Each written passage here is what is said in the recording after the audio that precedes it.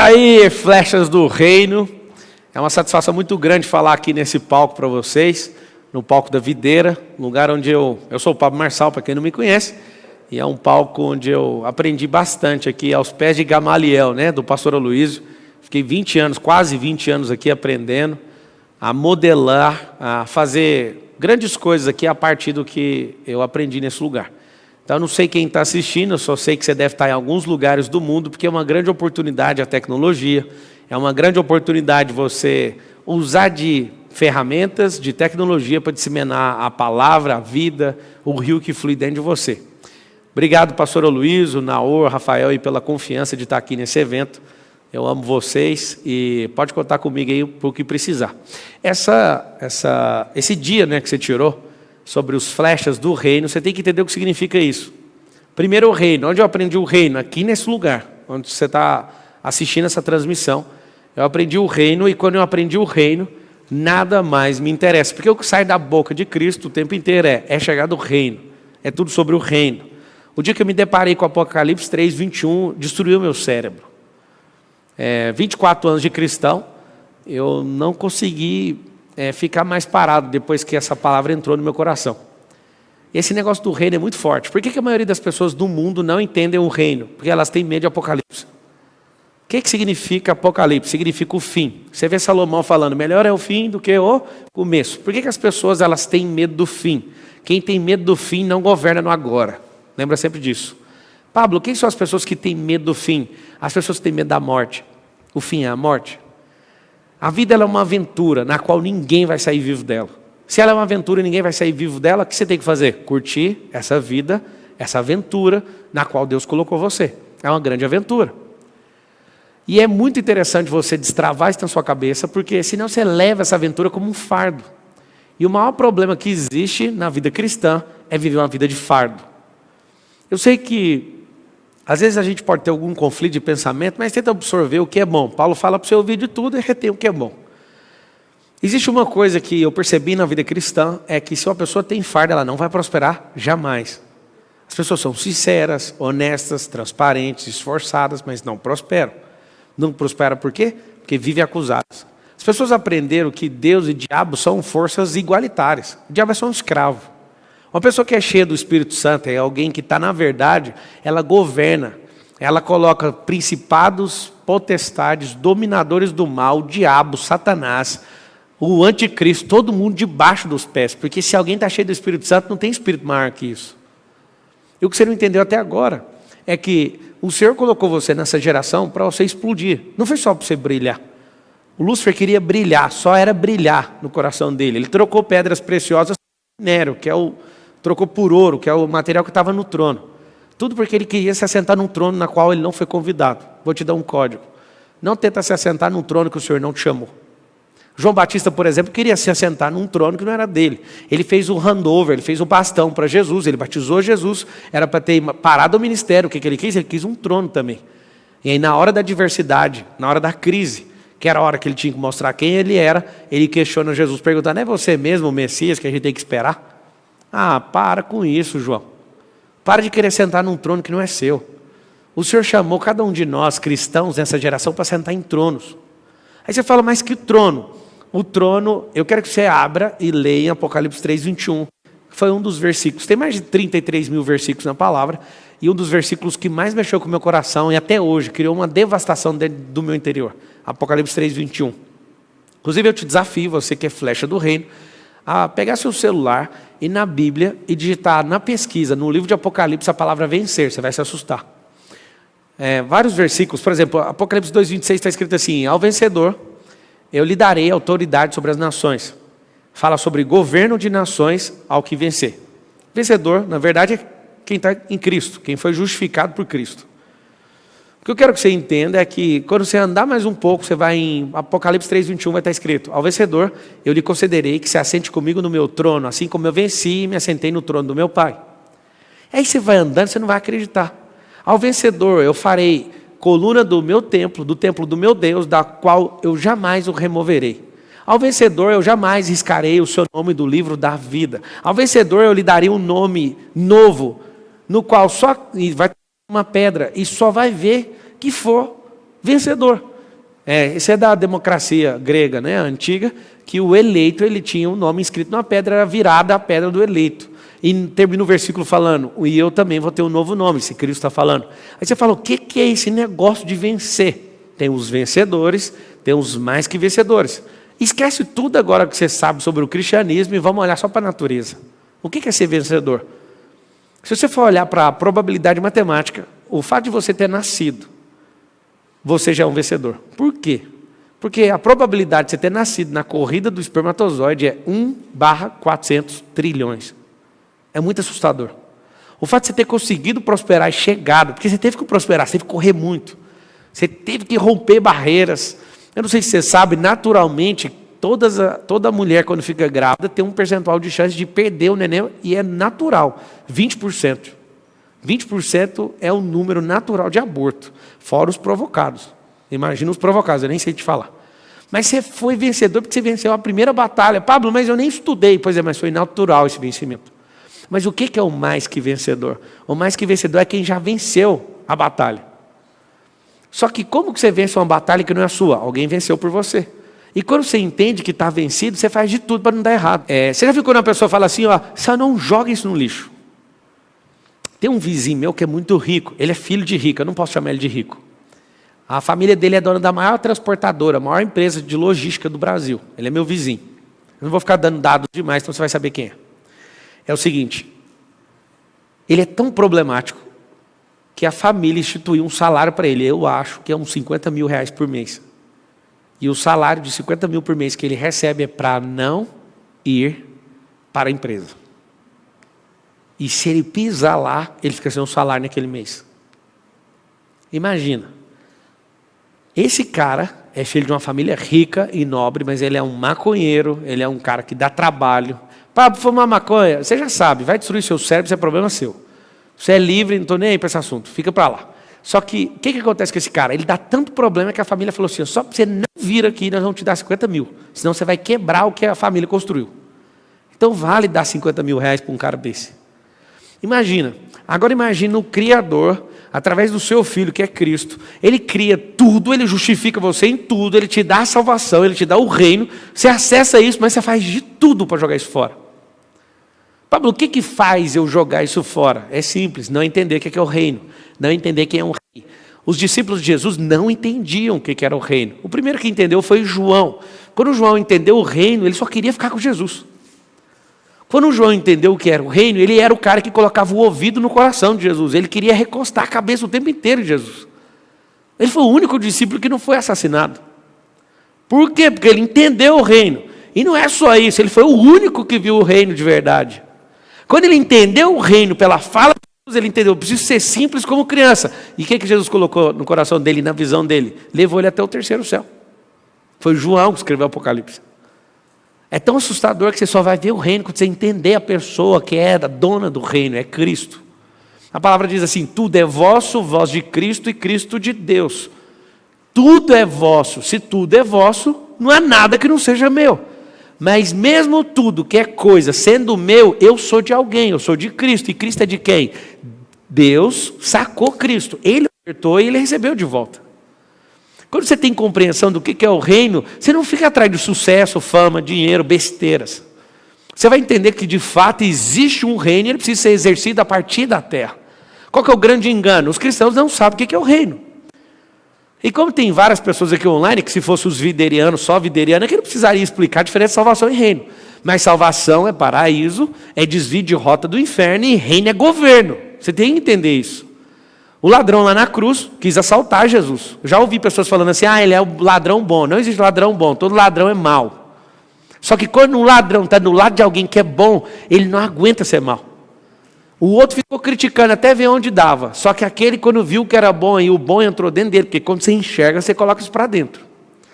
Ele tentou assaltar Jesus ainda. Ele falou para Jesus assim, lembra-te de mim quando entrares no reino, no teu reino. Jesus olha para ele e fala, você quer assaltar o reino? Não vai não.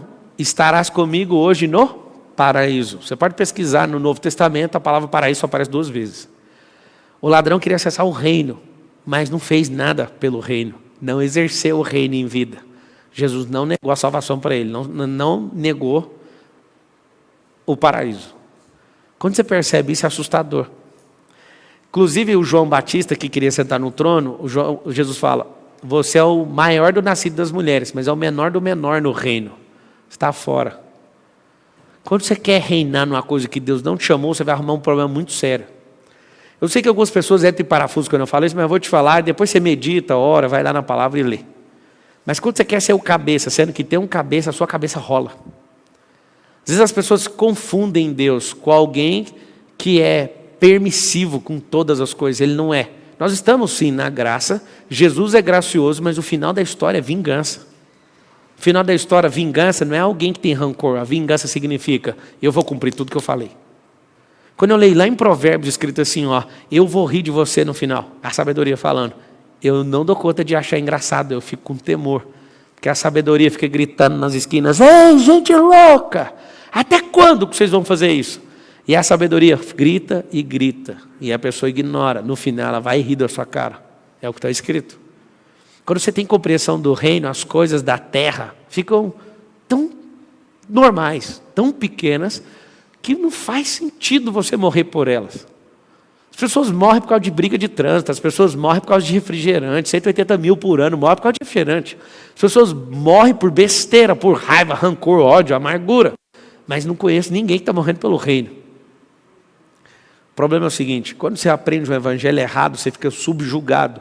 E tudo que você faz, te faz ficar mais escravo.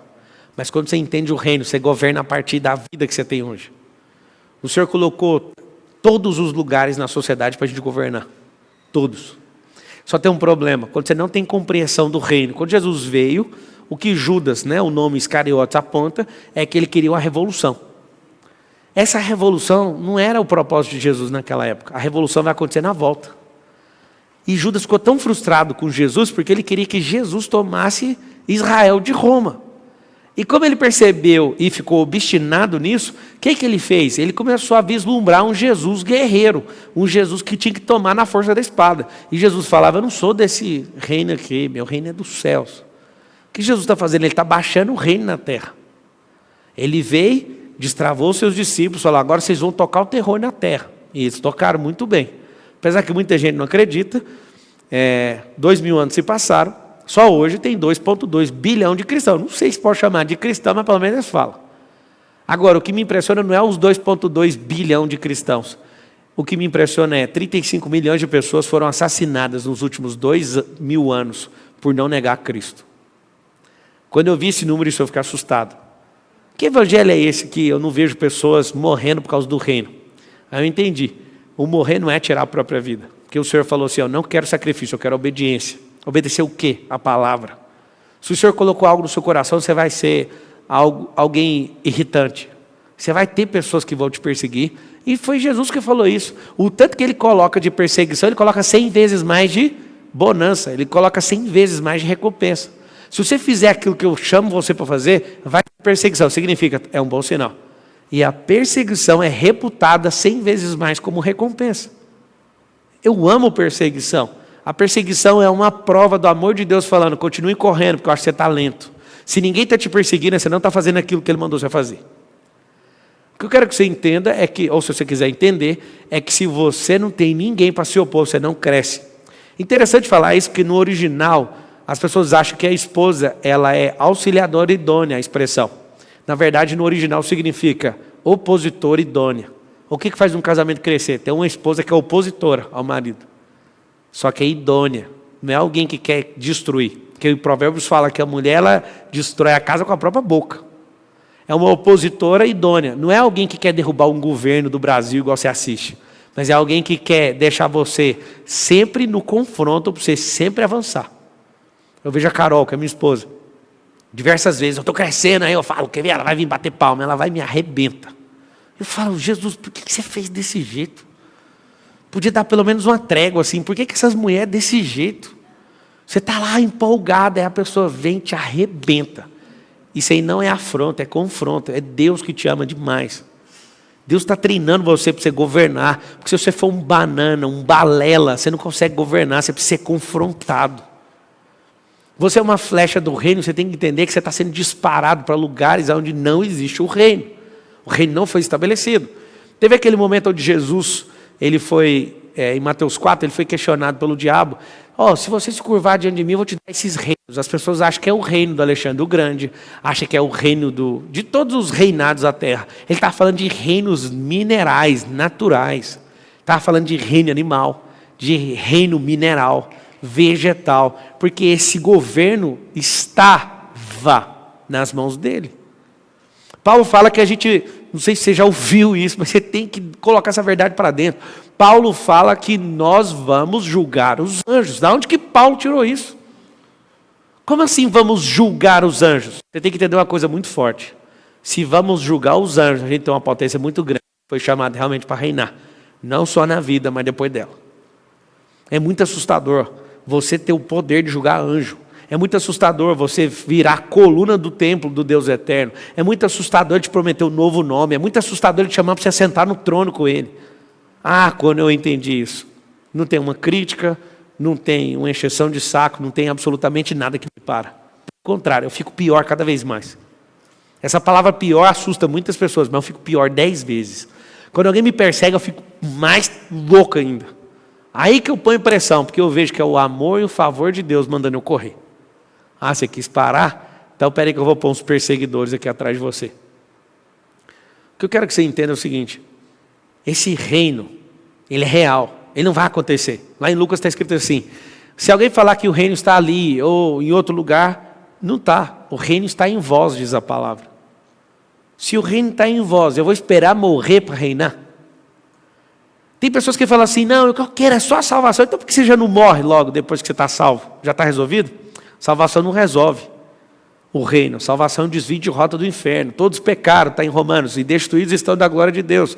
Então, o que aconteceu? Aconteceu um negócio muito forte. Você já não está indo mais para o inferno. Por que você não governa? Você não é filho de escravo mais.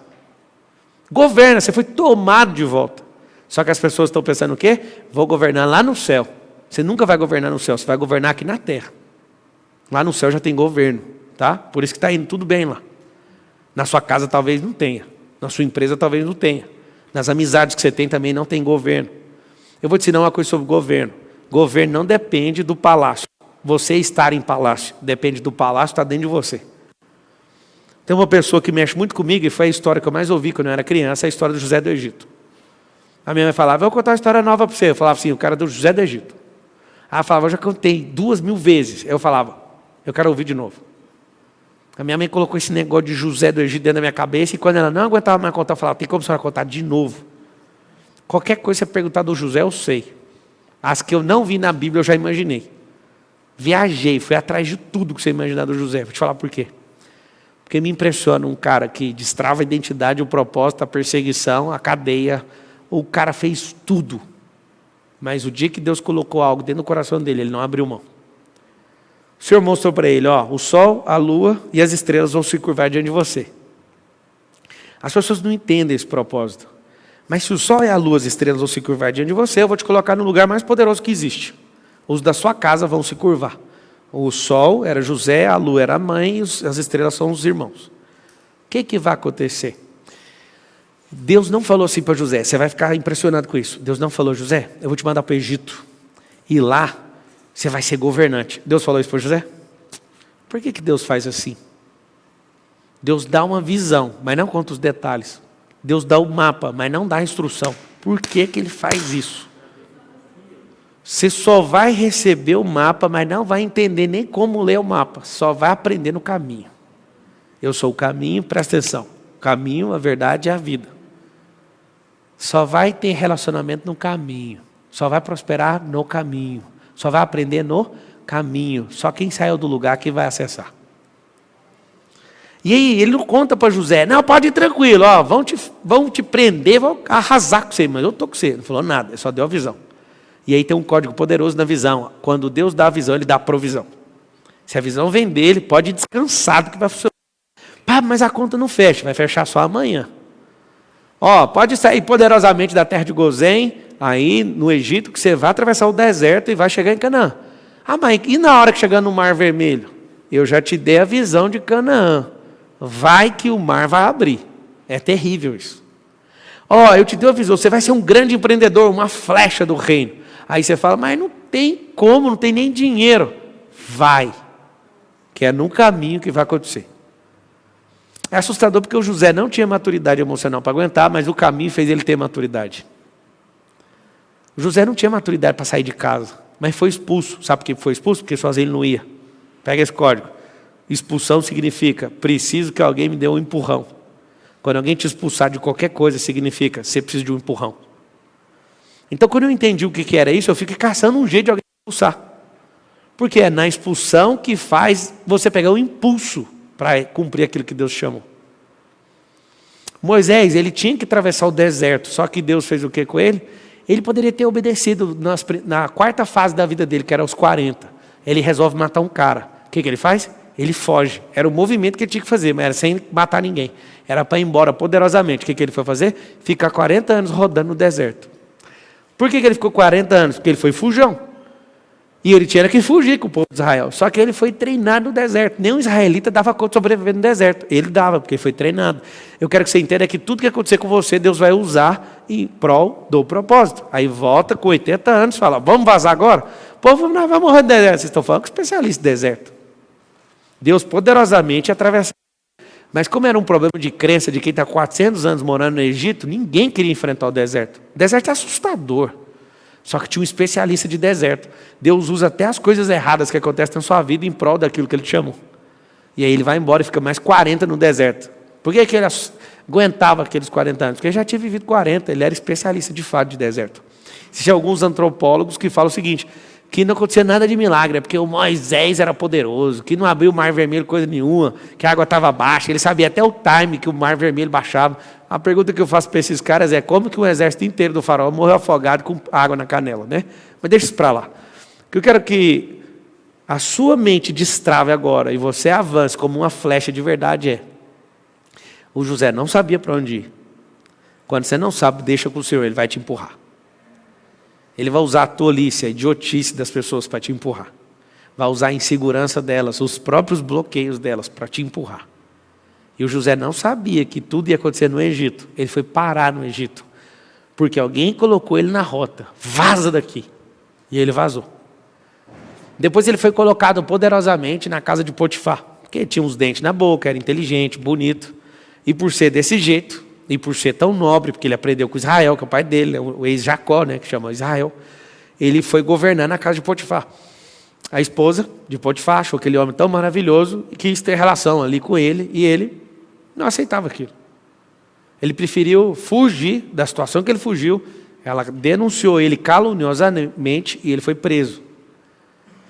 Eu quero que você lembre o seguinte, na casa dos pais, o José governava, porque Deus deu a visão. Só a visão já aponta você para o governo. Na fuga, ele não era tido como um escravo.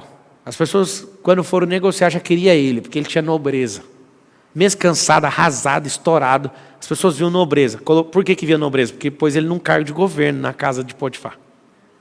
A esposa de Potifar, talvez uma mulher, que às vezes você só quer falar mal dela, né? Ela é uma mulher que demonstra carência. Talvez o marido não ficava em casa e viu um governante dentro de casa. Aí é fácil falar mal dos outros, né? Eu nem sei quem é a mulher de Potifar, porque nem tem nome lá na Bíblia. Mas eu sei de uma coisa. A mulher, quando ela vê um governante, ela tem um problema muito sério. Que ela vê que o dela não governa, tem outro governando, ela quer esse homem. E ela falou, vou tomar posse desse homem. Só que o José do Egito governava sobre o corpo dele. Ele falou, prefiro morrer, fugir para a cadeia, mas eu não vou fazer isso. Eu não vou ser canalha com o meu Senhor, que era o patrão dele. Não vou ser canalha com aquilo que Deus colocou dentro de mim. Pagou caro por isso, foi parar na cadeia. E aí quando ele parou na cadeia, aconteceu algo impressionante. Na cadeia, a palavra diz, José tinha a chave da cadeia. Ah, José, isso é muito complicado. Deus fala, sol, a lua, as estrelas vão se curvar. Você não é tido como escravo, mesmo andando com os escravos. Seus irmãos para você para correr. Aquela mulher te desejou, a ponto de pôr você na cadeia. Você vai parar na cadeia, você não se vê como um presidiário. Por quê? Porque foi na cadeia, olha isso. Foi na cadeia que ele era de tanta confiança e governava de tal maneira que o carcereiro dava a chave para o José. José era de confiança. Aí você fala, o que esse cara tem? Esse cara é o seguinte, o José, ele nunca esperou o palácio para governar. O Senhor colocou o palácio dentro dele. Ele era governante desde casa. O pai dele sentia que ele era o governante e o pai dele deu a túnica colorida para ele. Quando você é o governante, acontece algo terrível dentro da sua casa. Seu pai, sua mãe se curva para você. Isso não fere o princípio da honra em pai e mãe. Seus pais, quando vê que você carrega o governo, eles colocam a túnica vermelha sobre você. A túnica colorida, na verdade. Ele governou em casa, ele governou na fuga, no percurso, na casa de Potifar, sobre sexualidade, na cadeia. E o mais interessante é que ele ficava revelando sonhos. E ele ainda falava, lembra de mim quando você chegar lá no palácio. Era a obstinação de José pegar o palácio? De maneira nenhuma. Só que ele estava ali. Toda oportunidade dele era capitalizada. José, o que eu assusto com o José é isso. Quando alguém falou, o faraó quer te ver. Pra você desvendar as coisas dele lá. Ele fez a barba, está escrito Egito. Ele não é um Zé, apesar de chamar de José. Ele não é um Zé.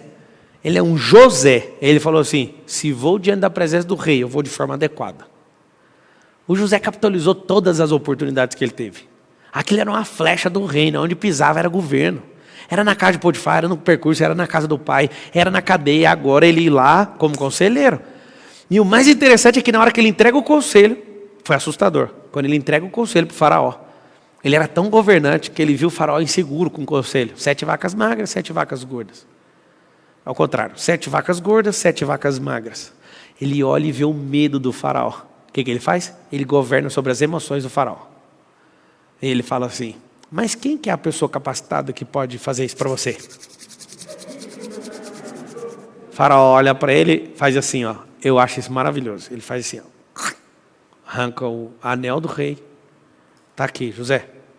Você vai mandar em tudo, menos em mim, tá? Não tem ninguém maior que você, só eu. Dá um anel no dedo dele e fala, você vai governar. A pergunta é, ele é um cara de sorte? Não. Vamos desmontar a história de José agora. Por que os irmãos perseguiram José? Primeiro, ele nunca entendeu o recado de Deus. Nunca. Você também não vai. No começo ninguém entende. Deus fala, você não entende nada. Você vai destrafar uma geração. Aí você vai expulso de um lugar, o Senhor começa a mover. Você não sabe por quê, mas Deus sabe. Por que Deus colocou esse sonho dentro do José? Muito simples de entender, desmontando a história de José. A nação de Israel ia sucumbir e ia parar de existir. Ia acabar, só que Deus fez uma aliança. E para continuar naquela aliança, ele promove um garoto que se enxergava no governo, começou com uma túnica, começou com ouvir a voz de Deus através do sonho, continuou em não se curvar e dependendo da situação, porque ele já tinha um palácio dentro dele. Ele aprendeu com o pai dele, inclusive. Outros irmãos não conseguiram aprender. Só que é o seguinte, ele foi parar no governo do Egito para dar comida para a nação dele. Porque a nação ia sucumbir. E Deus foi lá e usou. Eu não sei se você sabe, na história egípcia, nenhum forasteiro, nenhuma outra pessoa de outra nação podia governar o Egito. Na vez de José pode. Eu quero que você entenda que as coisas vão mudar quando você estiver no governo, quando você se posicionar. Eu nunca vi um cristão, nunca vi. Você nunca viu, mas você vai ver agora. Você nunca viu alguém do reino com um canal de televisão na mão, mas você vai ver agora. Você nunca viu essas coisas, mas você vai ver agora, porque alguém tem um palácio. E o palácio não é estrutura física, é um palácio eterno. Eu farei você coluna do meu templo. O templo está baixando aqui na terra. O José ele só conseguiu fazer isso porque ele se enxergava no governo. Ele nunca foi vitimista. José nunca foi vítima, mas tem um dia da vingança. Qual foi o dia da vingança? O dia que a família aparece na frente dele, os irmãos. O que ele poderia fazer com os irmãos? Acabar com a vida deles. Só que ele entendeu o propósito. Ele entendeu que ele era nobre, ele entendeu que ele era do reino. O que ele fez? Ele foi lá e abençoou. É muito assustador. O José nunca desejou o palácio. Foi o Senhor que colocou o palácio dentro dele, governo. Por que vocês estão assistindo? São flechas do reino. O Senhor te deu habilidades, não foi para você ganhar dinheiro, foi para você transbordar no reino. O Senhor te deu recursos, foi para você virar uma metralhadora do reino. Aqui o nome desse seminário é Flechas do Reino. Sabe o que é na verdade? As flechas, olhando para o contexto tecnológico hoje, não existe, ninguém usa flecha para nada. Josué falava que os nossos filhos são flechas, e quanto mais flecha na aljava, mais poderoso você é. São heranças do Senhor, então quanto mais flecha você tem, mais herança. Só que a gente está numa era tecnológica que você não é flecha mais, você é uma ogiva nuclear do reino. Só que a maioria está sem painel, está sem a própria ogiva, não entende que você nasceu para explodir, para tocar o terror na terra com pressão. E é bem simples entender. Você foi chamado para esse tempo, para desfrutar de uma coisa que todas as outras gerações não desfrutaram. O venha o teu reino é a época mais forte de todas. Se você olhar para os sinais, a figueira florescendo, Israel se posicionando como nunca antes. Se você entender os sinais, Jesus falou, quando a figueira florescer, está próximo. A figueira Israel já floresceu. Desde 1940, na década de 40 já floresceu. Você fala, mas e aí, cadê que não chega? Essa é a geração que vai vir. Só que vocês não entenderam. As coisas vão andar muito rápido, a tecnologia vai andar muito rápido, tudo está indo muito rápido. O que aconteceu nessa pandemia? Acelerou um processo de 10 anos. O comportamento social de hoje seria o comportamento de 2030. Você vai assustar ano a ano o que vai acontecer. A tecnologia vai fazer a humanidade acelerar o que não acelerou em 1 milênio. Vai acelerar em 10 anos. Tudo por quê? Porque alguém tem pressa no retorno. A tecnologia não é coisa de homens, é coisa de Deus. Deus que deu técnica para nós. Deus que revela os mistérios para nós. E Ele coloca para os filhos manifestarem a glória. E a verdade é que os filhos não querem saber disso. O dia que eu descobri que eu era um ogiva, e que se eu ficasse calado eu ia matar várias pessoas, porque boca fechada mata. O dia que eu descobri que a minha ignorância precisava sair de dentro de mim, senão eu não ia ganhar nada com isso e ninguém ia ganhar, eu coloquei tudo isso para fora. Aí eu comecei a publiquei 15 livros, comecei a fazer cursos, comecei a criar métodos, comecei a investir milhões de reais em network. As pessoas não entendem por quê. Porque é o seguinte, tem um palácio dentro de mim, aonde eu pisar eu vou reinar. O que eu quero que você entenda é que não precisa olhar para a sua capacidade, não é sobre você, é sobre nós. Ele te chamou por um tempo. Você olha para Davi, não faz sentido Davi governar Israel, mas foi Deus que chamou. Eu quero que você entenda, se você é uma pessoa que foi chamada por Deus, existe um trono para você na terra. Existe uma coroa. E essa coroa é para ser jogada aos pés de Jesus, na rampa, na Nova Jerusalém.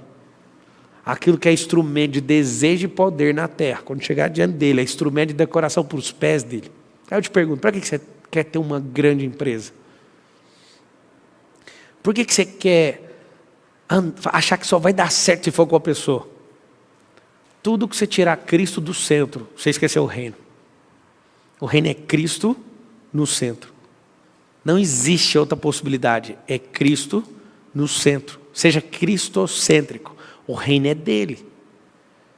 Aquele Jesus que subiu num jumentinho, num filhotinho, né? Num jumentinho bem frágil. Aquilo decepcionou vários discípulos. Mas que coisa é essa? Eu sigo um cara que não vai puxar a espada. Eu sigo um cara que não vai revolucionar esse negócio politicamente falando. Só que aquele que subiu, montado num jumento, vai descer num cavalo branco, com seus olhos em chamas de fogo. Na sua coxa está escrito assim, ó, Rei dos reis e Senhor dos senhores. Ele vai descer tocando o terror na terra com um sete de ferro. Aí você vai assustar. E quando você vê isso, você não vai conseguir nem ter conexão com o que entrou e subiu a rampa com um jumentinho. Uma das coisas que eu mais amo é chegar lá no Monte das Oliveiras e olhar para a Jerusalém Oriental. Tem uns portais onde o Rei da Glória vai passar. Eu não sei se você sabe, os árabes tamparam os portais. Colocaram tijolos lá, pedra, tamparam. E para piorar, como eles conhecem as Escrituras, eles fizeram um cemitério do lado de fora.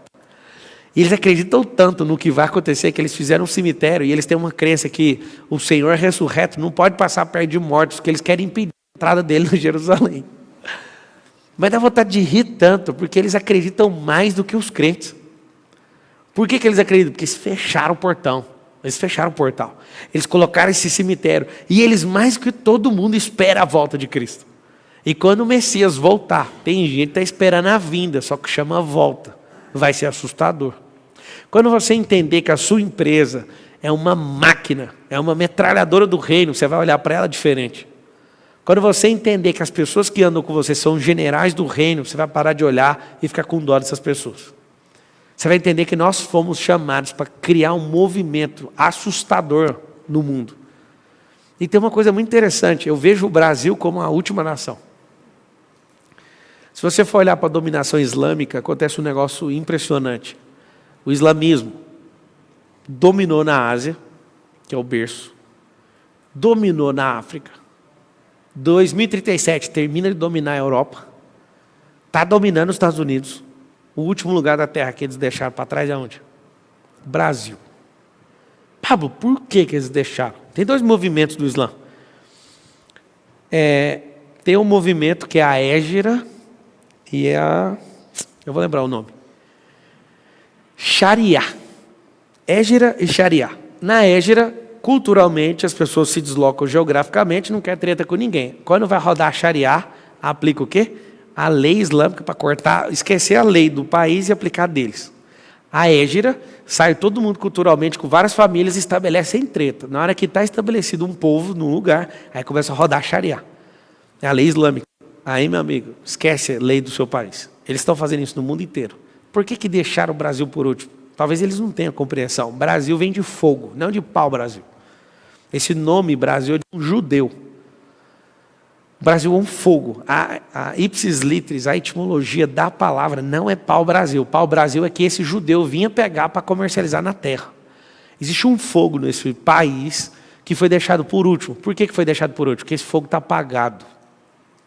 Como esse fogo foi apagado por dezenas de gerações, esse fogo vai ser acendido. E eu não estou falando de coisa que eu acho. Minha alma sabe que é isso. Na hora que essas chamas acenderem, nós vamos incendiar a terra. E vai ser um movimento assustador. Pablo, por que você está falando isso? É muito simples. Os deixados para trás é aquele que mais gosta de investir. Aqueles que acham que não são, aqueles que já desistiram, aqueles que deixaram o amor pagar, é esses que vão levantar na última hora. Então, se você é uma flecha do reino, eu quero que você entenda uma coisa. Se um kamikaze, que é um piloto do Japão, foi treinado para quando acabar a munição, usar o próprio avião e a própria vida para continuar vencendo na guerra, quem é você no reino? Um piloto kamikaze, essa expressão kamikaze é suicídio. Kamikaze é um piloto que tem armamento pesado, entra com tudo na guerra, acabou, acabou, não tem mais tiro. Ele fala, nem vou voltar para a base aérea. Eu vou usar o avião como bomba. Por que esses caras são assim? Eles foram doutrinados culturalmente para usar a própria aeronave, a própria vida, para vencer a guerra. Inclusive, quase vencer a guerra contra os Estados Unidos. Tudo por causa dessa mentalidade. Aí você fala assim, então eu vou ser suicida? Não, você vai dar a sua vida, porque Jesus falou, se você não der a sua vida, você não acredita no que eu estou falando. E a sua vida não é um ato de tolice, de suicídio. É um ato de renunciar a si mesmo. Quando você entende o renunciar a si mesmo, você quer saber das coisas do reino. Confesso para você que eu perco vários negócios, eu deixo de ter pessoas maravilhosas andando comigo. Quando o meu coração começa a pesar numa direção, eu falo, para. Duas coisas que eu não quero perder, nem a arca da aliança, nem o mover. Então, se está ruim, pode mandar rodar e a multa, pode ser quantos milhões for, não me importa. Eu não quero sair nem me mover se não tiver a proteção, a mancha de comunicação dele. A mancha é a cobertura de satélite sobre a terra.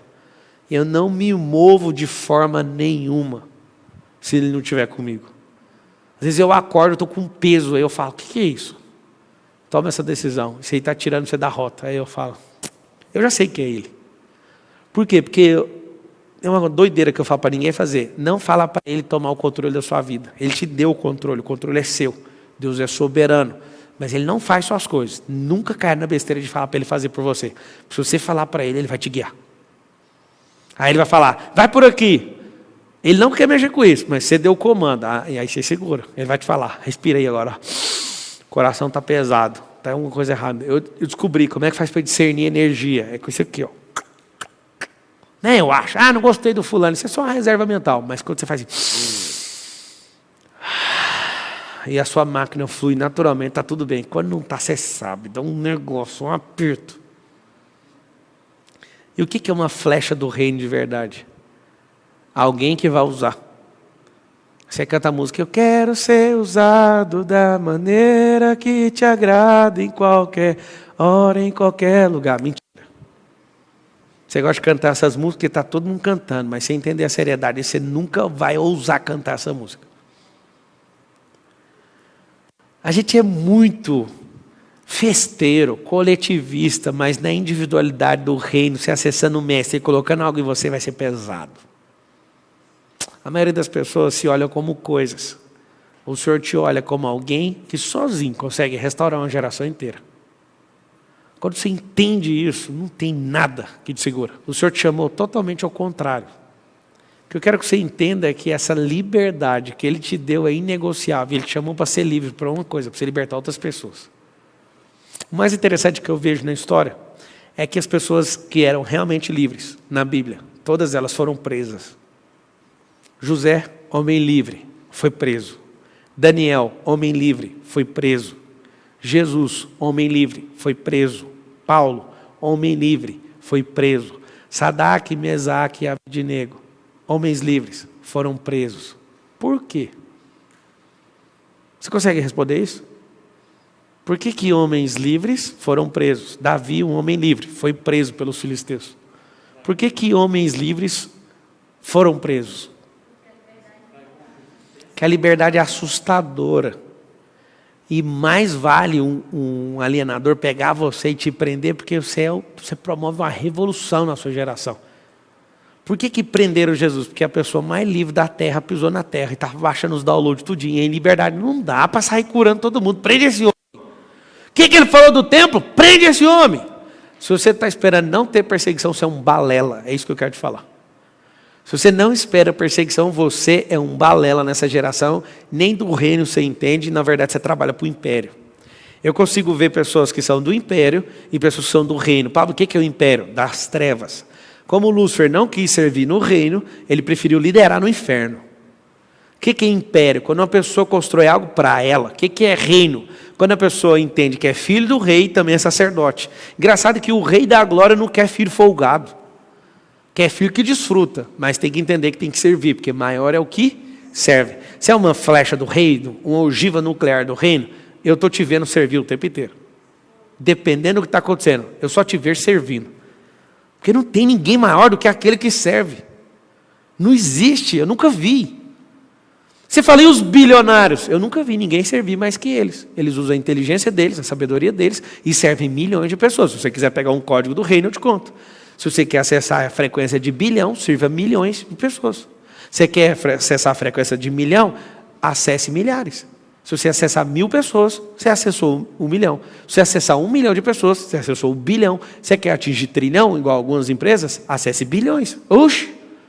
Se você quer viver a frequência de cima, sirva a frequência de baixo. Código revelado com sucesso. Como nunca ser um milionário na vida? Não atinja a casa de milhar. Não atinja pelo menos 1000 pessoas na vida. É muito simples. Pablo, não é sobre o dinheiro, não, é sobre o reino. Se você acertar um batalhão de milhar, você é milionário. Se você quer ser bilionário ou acessar isso, acesse a casa de milhões. Sempre o que você servir é algo de baixo. O rio de cima serve o de baixo. Quer continuar aqui? Maior é o que serve significa... Deixe cair o que tem dentro de você, porque o de cima vai soltar em você, que é a fonte. Então não é só sobre falar, sou flecha do reino. É entender que tudo que você tem é para o reino, porque a palavra fala, buscai primeiro o reino e a sua justiça. Eu criei um treinamento, na verdade eu baixei o download, que é o método IP. E eu lembro várias pessoas de todas as ordens falando para mim, não baixe com isso. Eu lembro várias pessoas falando para mim, para que um cara desse que é tão estudado, homem de negócio, fica falando da palavra? Até hoje tem gente que fala isso para mim. E eu falo, eu sou uma ogiva nuclear do reino, não posso me curvar nas besteiras que você acha ao meu respeito. O Senhor me chamou para esse tempo, para acessar o mundo do empreendedorismo, digital, qualquer outra coisa que eu estou governando, porque tudo que eu pôr a mão eu governo. Aí alguém vem falar para mim que eu não tenho que falar da palavra, eu falo daquilo que eu estou cheio, do que o meu coração está cheio. Essa é a primeira geração que você vai ver pessoas que não são sendo. Essa é a geração assustadora. Onde você vai ver pessoas que não são sendo. A gente está na teoria até hoje, eu não estou. Eu espero que você esteja saindo. Na teoria de que se eu tenho essa função, é isso que eu tenho que fazer. O Senhor te chamou, foi para os 5 ministérios.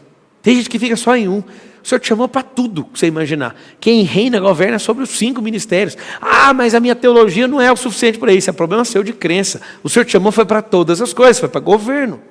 E quem é governo domina sobre todas as coisas. E aí eu te falo, como é que eu sei disso? Gênesis 1, 26. Façamos o homem a nossa imagem e semelhança e governe ele sobre os animais do céu, da terra, da água, sobre toda a terra, sobre todo o réptil. E multiplique, encher a terra e faz tudo se sujeitar a você. Não foi eu que escrevi, eu não tenho culpa. Mas eu tenho culpa se eu não entendi o que está escrito. Eu não escrevi, então não tem culpa nenhuma. Mas tem culpa de não entender o que está escrito. Porque foi para mim esse recado. Aqui não. Eu sou uma flecha do reino. Eu sou uma metralhadora. Eu sou um canhão. Eu sou um exército. Jesus, quando veio na terra, ele demonstrou como ser um exército de um homem. Não tem ninguém que bate isso. Agora você pensa, o exército de um homem passou para dentro de mim. Quem que você acha que eu sou?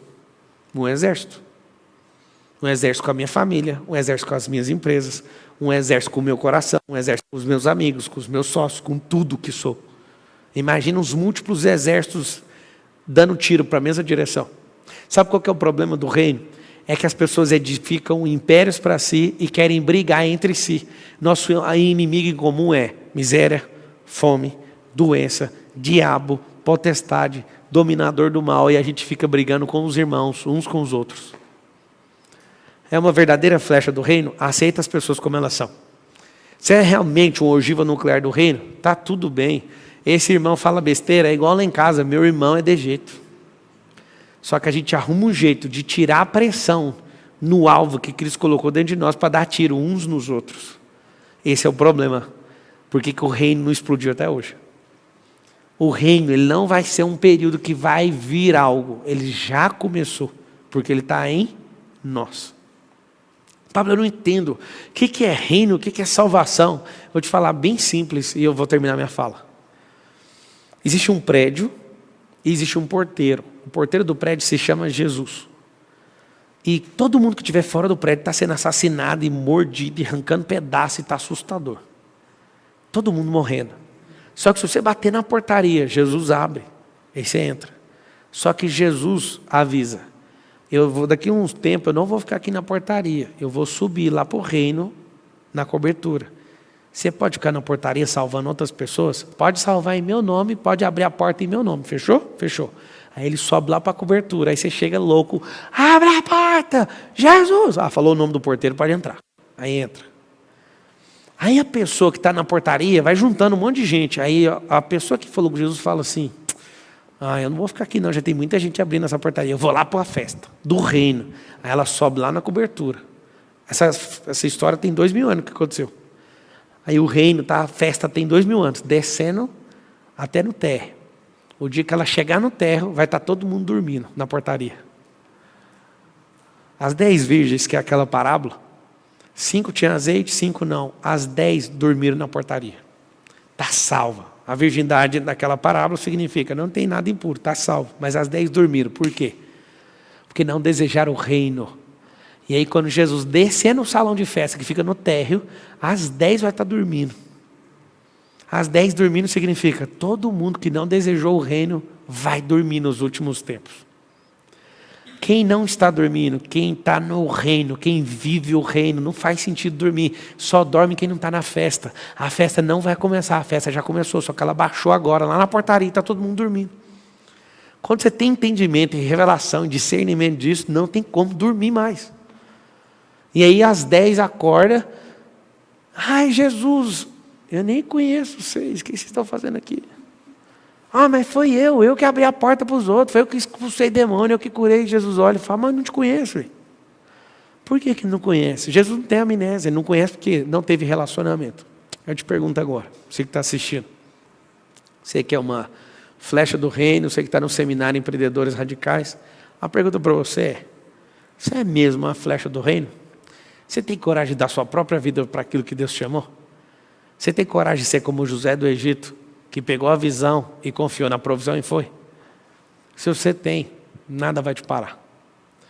Eu sou o Pablo Marçal, eu sou uma ogiva nuclear do reino, e eu espero ter batido alguns códigos aí no seu painel de controle, na sua mentalidade, dentro do seu cérebro, para você acionar poderosamente aquilo que o Senhor chamou para essa geração. Então, eu me desconecto agora através desse vídeo, mas eu quero falar algo poderoso para você. Se não aconteceu ainda, é porque você não abriu o comando para Ele. Deus é soberano, se você der espaço para Ele, Ele vai tocar o terror. Quando Jesus vier na terra, vai vir com o cetro de ferro, mostra governo, indiscutível. Não vai ser um processo democrático, vai ser assustador. Às vezes você aprende tanto sobre democracia e não entende que monarca não precisa disso. Quando o monarca baixar aqui na terra, o rei da glória, você vai ter assustado por ter jogado fora os melhores dias da sua vida. Tudo porque você não amou o reino. Eu termino te falando. Buscai primeiro o reino e a sua justiça. A justiça do reino é perdão. A justiça do reino é generosidade. A justiça do reino é amor. Se você não fizer isso, vai ser assustador na volta. E na hora que ele voltar, ao invés de você estar esperando o seu amado, você vai cair desmaiado de temor e de medo de ver a figura assustadora do mestre. Ele não parece com nada dos filmes que você já assistiu de Hollywood. Vai descer um homem com os olhos em chamas de fogo. Isso vai ser assustador para todo crente que é balela, para todo cristão que é morno. Isso vai ser assustador, você nem vai reconhecer seu mestre. Falou com toda a humildade no meu coração. É hora de você buscar isso com o Senhor. É hora de você ouvir o que Ele pôs exclusivamente dentro do seu coração. Tá? Eu não sei se você vai fazer isso através de oração, eu só sei que você vai ter que se curvar diante dele e falar, eis-me aqui. Mas fala de verdade. Aí você vai ver o que vai acontecer na sua próxima fase. É hora de tocar o terror na terra, positivamente falando. Até os demônios, quando ouvir seu nome, vão querer voltar lá para o inferno, porque seu nome é muito assustador. Quando alguém enxerga você no reino, até os demônios não querem nem discutir, nem fazer piada com o seu nome. Eu sei que você vai viver uma nova fase. Você viver uma nova fase, use o passado como ingresso e compra essa nova fase no agora. Beijo no seu coração.